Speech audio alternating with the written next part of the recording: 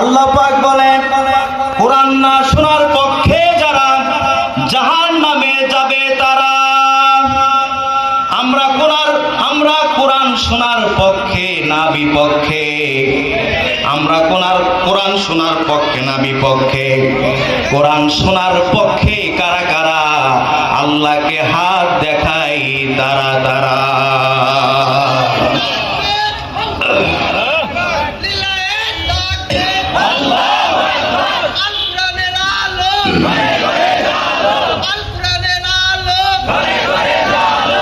আমার বন্ধুগণ, কোরআন শোনার পক্ষে থাকবে যারা, তাদের কি লাভ হবে?